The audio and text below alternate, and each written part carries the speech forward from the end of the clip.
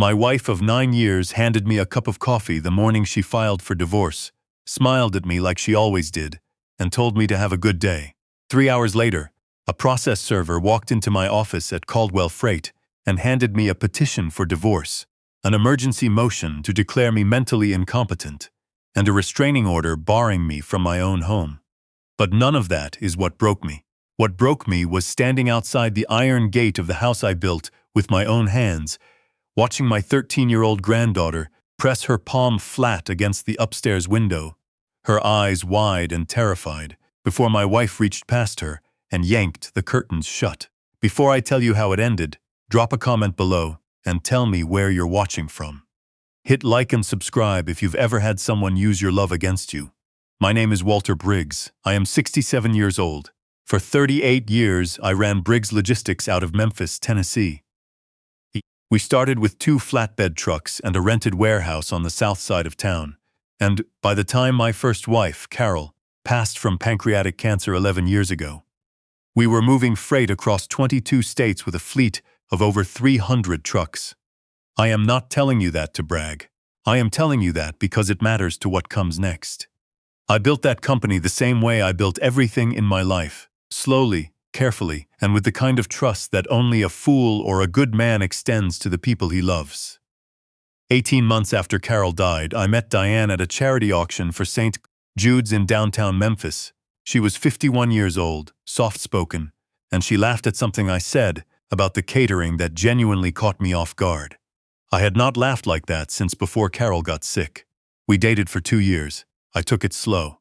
My daughter Cassie, who was 34 at the time, and living in Nashville with her own daughter, Sophie, told me she was glad I was happy. She liked Diane well enough. She said Diane seemed kind. I married Diane at a small ceremony at my property in Shelby County on a Saturday afternoon in October 4 years ago. Cassie stood beside me. Sophie, who was 9 years old and had already started calling me Pop Pop, carried a small bunch of wildflowers she had picked herself from the edge of the yard. Diane had a son from her first marriage. His name was Connor, and he was 32 years old when I married his mother. He had a business degree from Ole Miss and a carefully polished manner that I mistook for competence. I had no children of my own to leave the business to. Cassie had her own career as a physical therapist and had made clear years ago that she had no interest in logistics. So when Connor expressed an interest in learning the operation, I took him seriously. I mentored him the way I had mentored every young manager I ever promoted. I gave him responsibility in stages. I let him earn it. And 3 years ago, after watching him handle a difficult contract renegotiation with a retail distributor in Nashville, I made him my chief operating officer. The trembling started about 10 months ago. I noticed it first on a Tuesday morning when I reached for my phone on the nightstand and sent it clattering to the floor. I wrote it off as fatigue.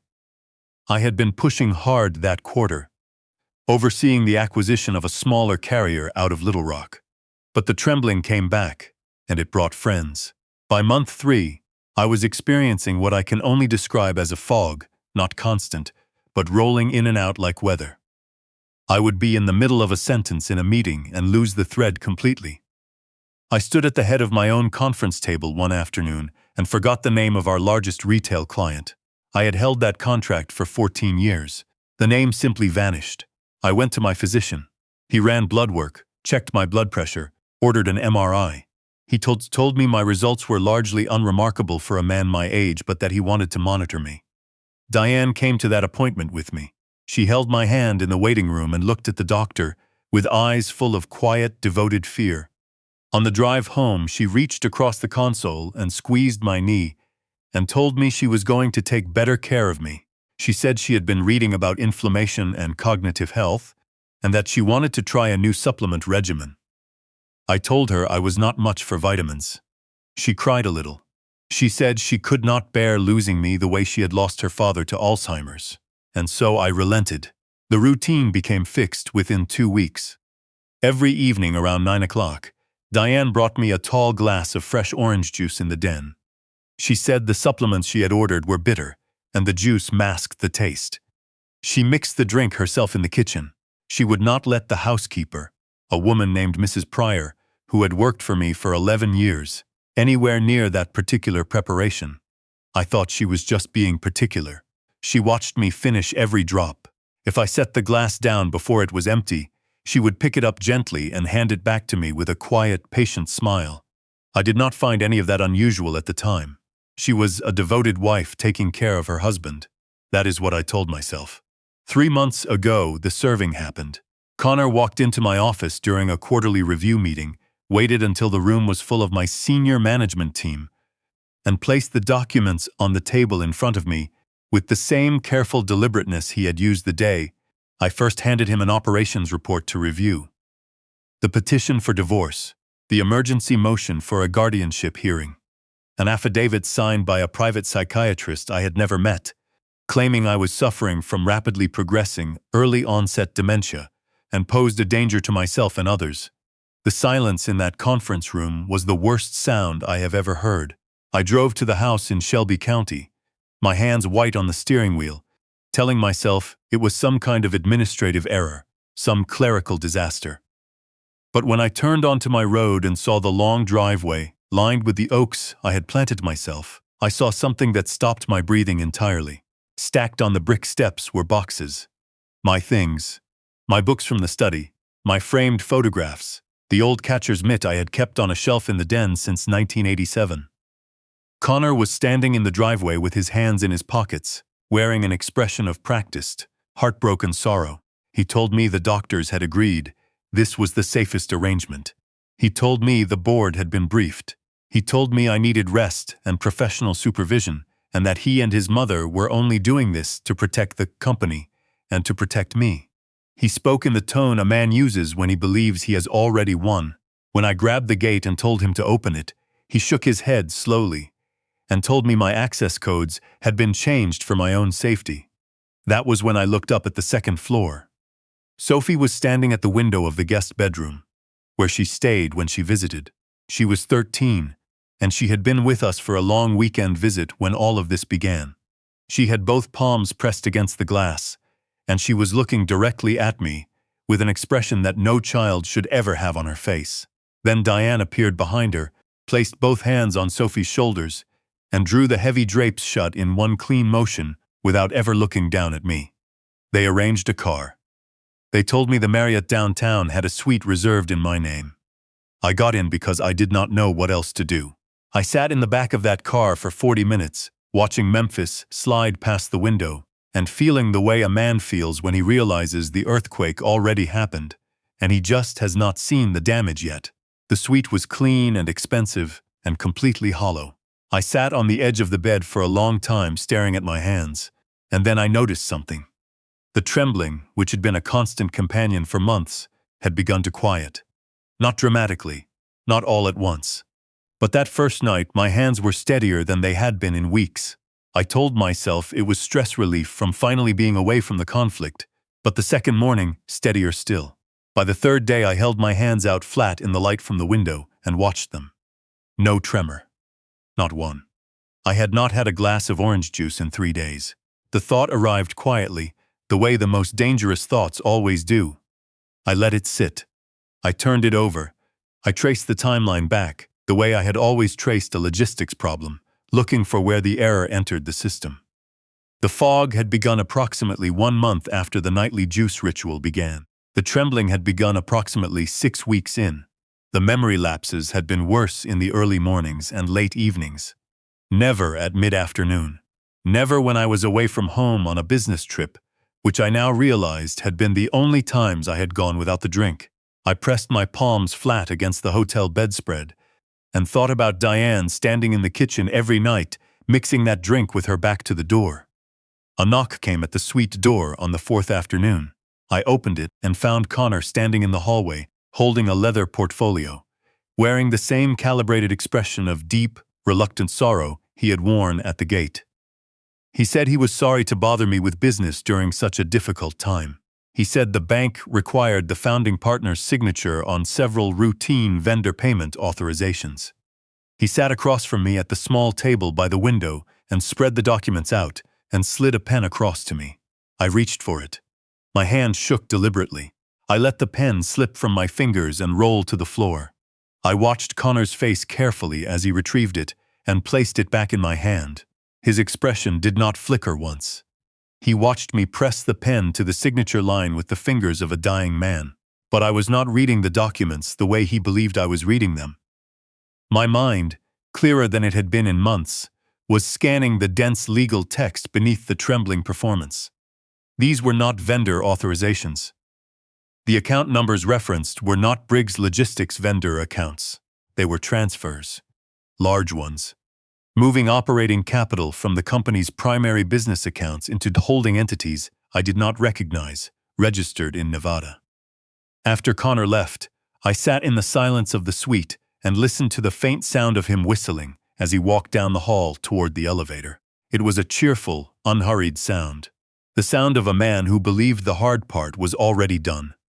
I spent that night at the desk with my laptop open, using a back-channel administrative access code I had maintained since the company's first digital overhaul 16 years ago. A ghost protocol.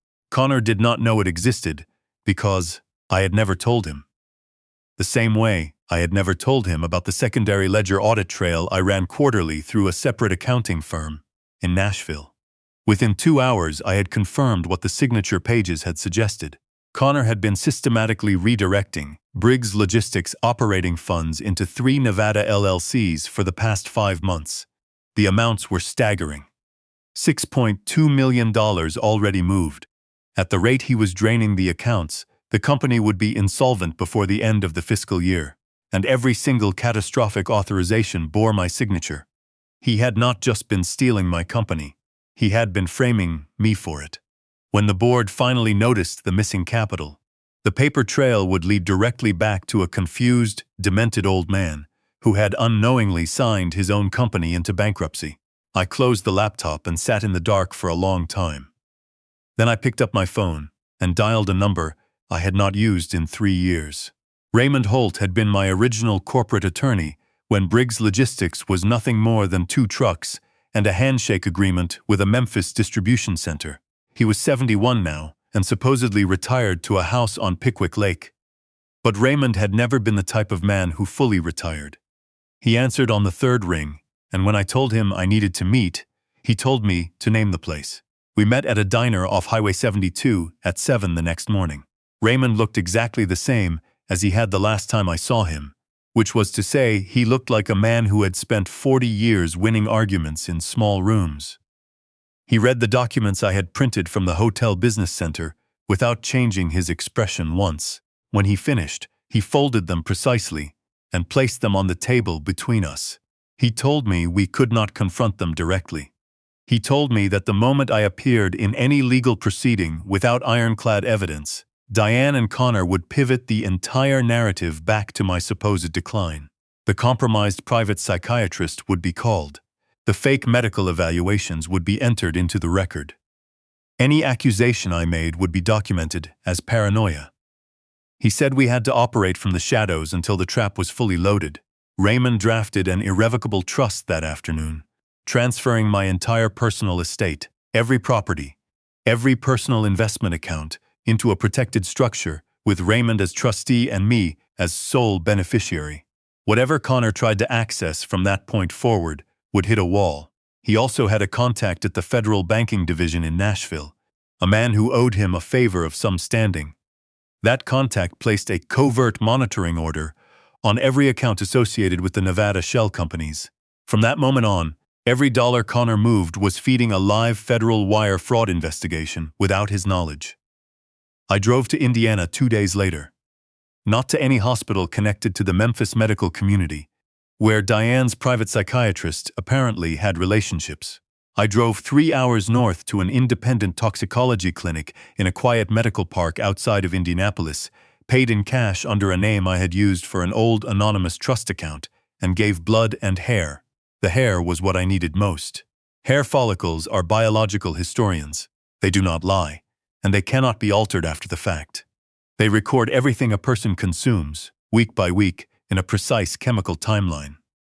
The lab director called me 4 days later. His voice had the particular gravity of a professional who has seen things he cannot unsee. He told me that my system contained escalating concentrations of 2 substances. The first was thallium, a heavy metal that in sustained doses destroys the central nervous system, causing muscular tremors, severe fatigue, and loss of coordination. The second was a synthetic sedative compound that did not appear on standard medical panels because it had been structurally altered to evade routine screening. It suppressed the frontal lobe, fractured short-term memory, and induced paranoia and emotional volatility. The two compounds together were a precision instrument, he said, calibrated to mimic the progression of a degenerative neurological disease without triggering an immediate medical emergency. He told me the exposure had begun approximately 10 months ago. He told me that if I had continued consuming the compounds at the escalating doses represented in my hair follicle timeline, I would have experienced complete central nervous system failure within 60 to 90 days. I sat in the rental car in the parking lot of that Indianapolis clinic for a very long time after that call ended. The afternoon sun was flat and cold across the windshield. I thought about Diane handing me that glass every night with her soft, patient smile. I thought about the sound of the pestle. I had never thought to wonder why I sometimes heard a faint grinding sound from the kitchen before she brought my drink. I understood now. She had been murdering me, slowly, carefully, and with genuine attention to detail. She had been standing over my grave for 10 months, smiling. I hired a private investigator through Raymond, not a standard operative, but a former federal surveillance specialist named Price, who worked exclusively through attorney referrals and did not accept payment by traceable methods. I met him in a parking garage and handed him a floor plan of the Briggs Logistics headquarters building and a description of Connor's vehicles. I told him what I needed. He nodded once and left. 72 hours later, Price delivered encrypted audio files from devices planted in Connor's company vehicle and his executive office. I listened to those files alone, in the hotel suite, with the curtains drawn. I heard Connor moving money in real time, reciting routing numbers for his Nevada accounts, with the casual confidence of a man who believed he was completely invisible. I heard him describe the psychiatric facility he and Diane had selected, a private, locked care unit outside of Knoxville, one whose administrator, he implied, was already familiar with the financial arrangements. He described the plan for my commitment in the same tone he might have used to describe shipping logistics. Early Monday morning, a medical transport team, 2 orderlies. Once I was behind those doors, any accusation I made would be classified as a symptom. I was sitting with the headphones pressed to my ears, absorbing that, when the final audio file began. It was a late recording from his office. I heard the door close, the deadbolt engage, and then I heard a second voice, low and unmistakably intimate. It was Diane. What followed was something I will not fully describe. I will say only that the sounds I heard removed any remaining ambiguity about the nature of their relationship. The two people I had trusted most completely had been betraying me in the most total possible way.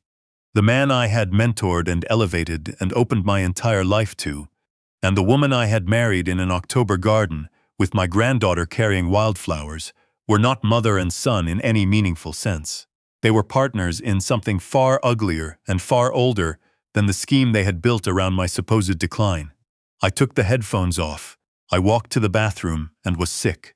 I stayed on the cold tile floor for a long time. When I stood up and looked at myself in the mirror, the man looking back was not the grieving husband or the frightened old man they had spent 10 months constructing. He was the man who had built a freight company from 2 trucks on the south side of Memphis in a city that did not give anything away. He was still there. The poison had not reached him. I splashed water on my face and walked back to the desk. The final audio file had one more section I had not yet played. I put the headphones back on and pressed play. The intimate sounds had faded. I heard the rustle of clothing, the clink of glasses. Connor's voice returned in its professional register, running through the closing steps of their timeline. The company sale was scheduled to finalize within the week.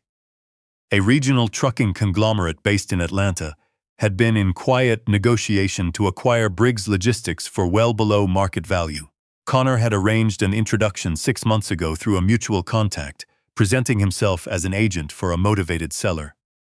He was due to receive an undisclosed personal payment of $14 million wired to an offshore account in the Cayman Islands once the sale closed.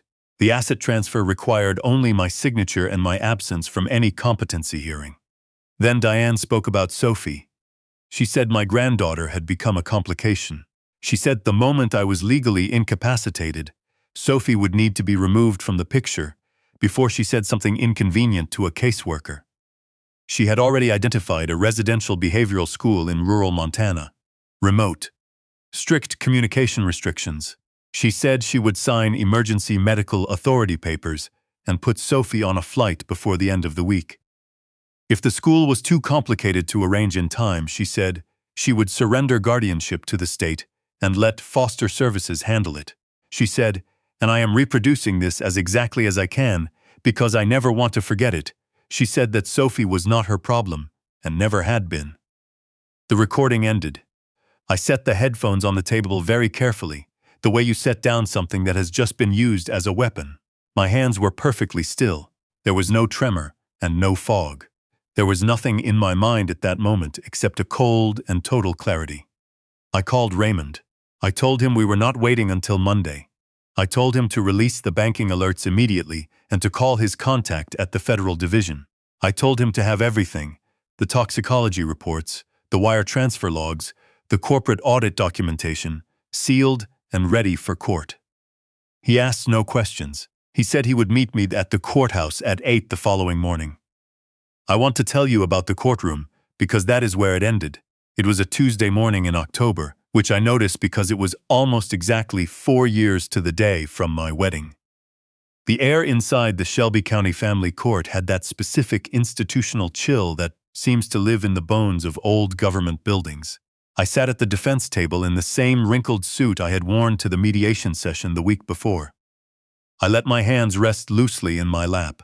I let my eyes go slightly unfocused when Connor glanced over from the petitioner's table. I had one job for the first half of that hearing, and it was to look like everything they had told the judge I was. Their attorney was a sharp litigator named Harmon, who had built a career on exactly this kind of proceeding. He spoke with the practiced gravity of a man performing a public service. He submitted the forged medical evaluations. He cited the incidents, the memory lapses, the trembling, the aggressive behavior I had never exhibited, the confused wandering that had never occurred. He requested that all of my legal and financial rights be transferred permanently to Diane and Connor for the preservation of my estate and for my own dignity and safety.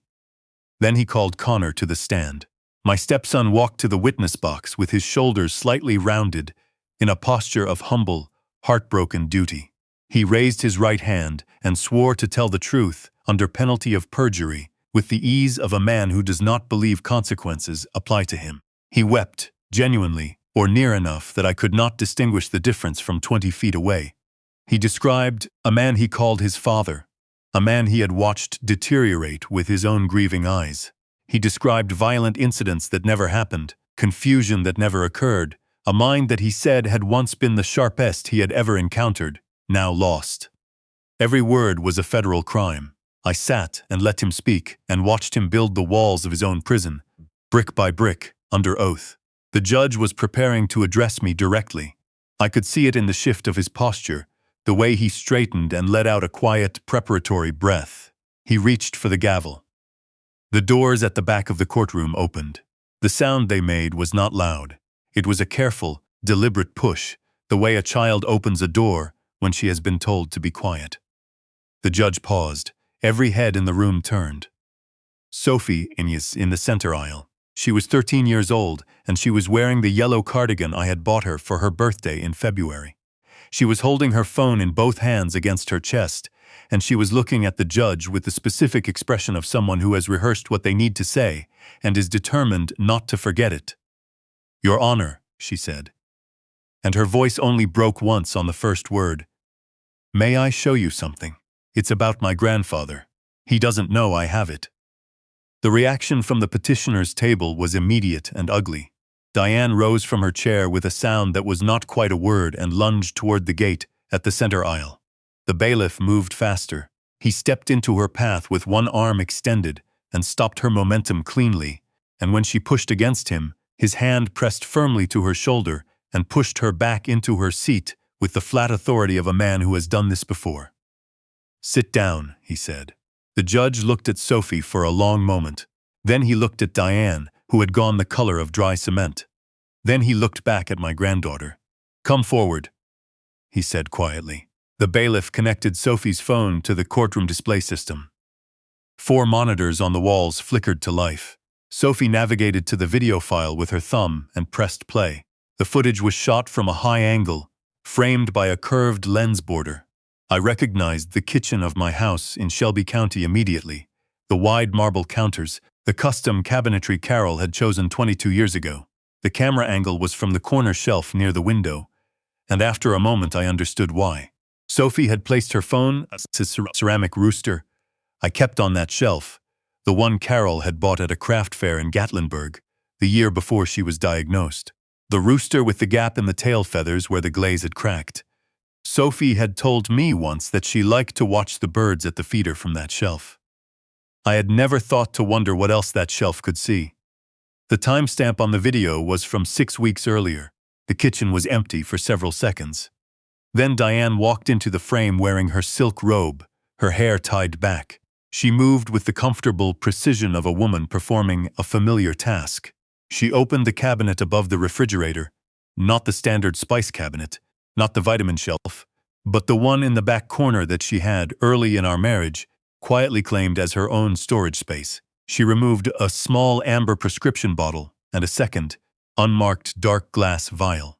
The courtroom watched in silence as she set the amber bottle on the counter, opened it, and tipped a cluster of pale tablets into the stone mortar beside the sink. The sound of the pestle was captured clearly by the phone's microphone. A sharp, rhythmic grinding. She scraped the powder into a tall glass, added the contents of the dark vial, and poured orange juice over the mixture.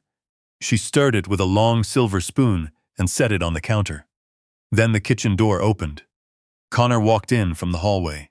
He was in shirt sleeves, his tie loosened, carrying the kind of ease that belongs to a man in a house he considers his own. He crossed to Diane without hesitation, and she turned to him. What happened next was not the greeting of a son to his mother. The courtroom understood this immediately. I heard someone behind me draw a sharp breath. I heard the court reporter stop typing. Connor looked down at the glass of orange juice on the counter and picked it up. He held it at eye level, turning it slightly in the light, and then he smiled the particular smile of a man admiring his own workmanship. "Another week," he said, and the microphone caught it clearly. "And the old man won't be able to sign his own name." He set the glass back down. He and Diane looked at each other. Then he turned and walked back out of the kitchen the way he had entered. Diane picked up the glass, steadied it on the small silver tray she always used, and carried it out of frame toward the den. The video ended. The courtroom was so quiet, I could hear the hum of the fluorescent light above the defense table. The judge did not move for several seconds. He was staring at the dark monitors with the expression of a man recalibrating everything he believed he understood about the hearing he was conducting. When he finally looked up, his eyes went first to Diane, who had both hands pressed flat on the table in front of her, as though she needed them to hold her upright, then to Connor, who was still in the witness box and had gone absolutely still, his face the empty, papery white of a man, watching a building he thought was indestructible fold straight down into its own foundation. I stood up from the defense table.